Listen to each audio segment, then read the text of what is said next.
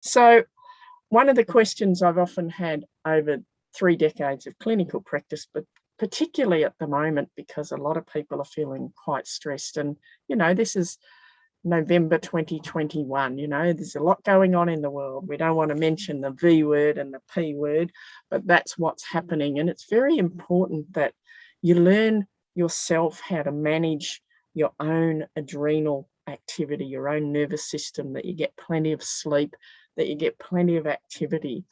So there's a few herbal medicines that are just fail-safes for everyone. There's no contraindications for any of these. And of course, if you do have problems with your health, always see your health practitioner.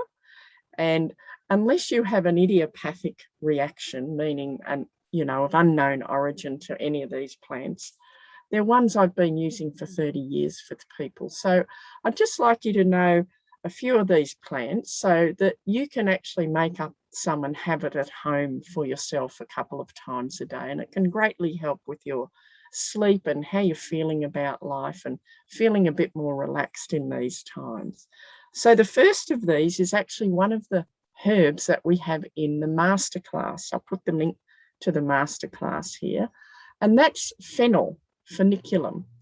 Now, fennels, we talk about in the masterclass how useful it is for the digestive system and a few other things. And it's a wonderful food as well.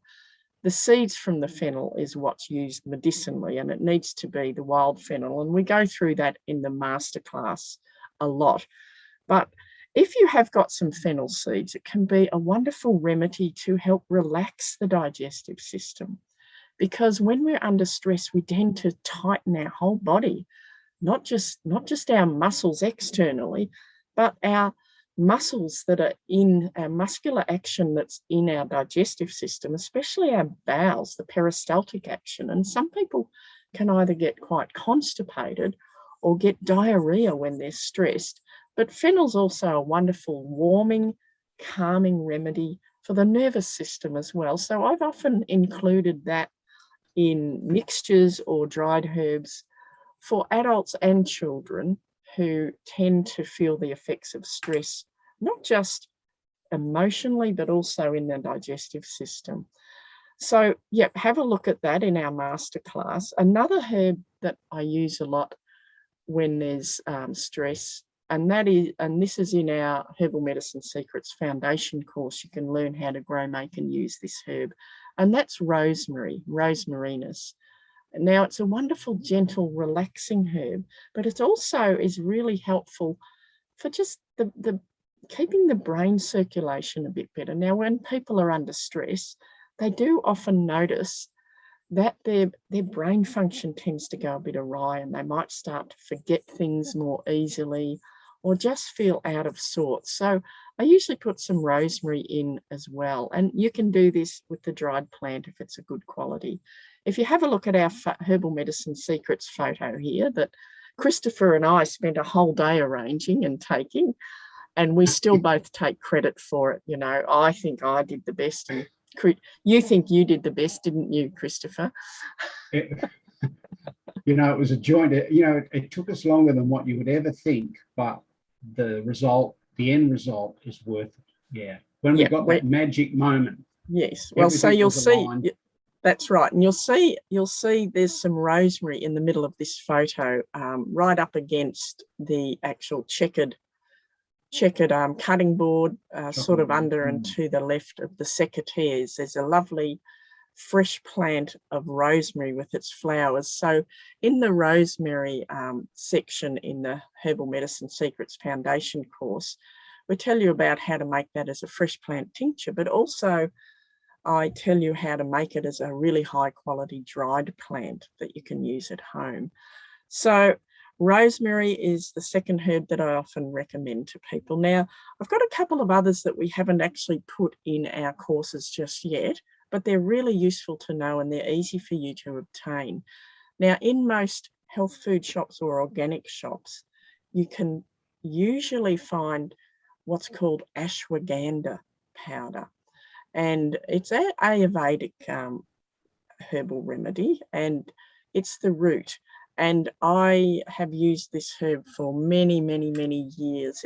It's called Indian ginseng in Ayurveda, and it's a very gentle, very restorative plant. It's not as stimulating as, say, Siberian ginseng or Panax ginseng, because the worst thing you can have if you're really hyper and really anxious is to have a really stimulating remedy.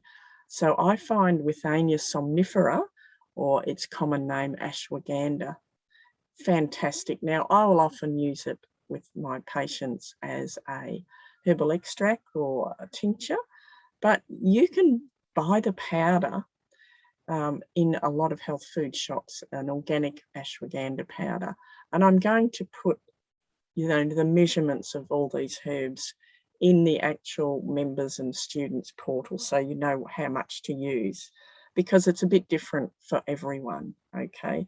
And another plant that is a bit of a fail-safe over the years and safe for all ages of older children and upwards is passion flower, the aerial parts of passiflora.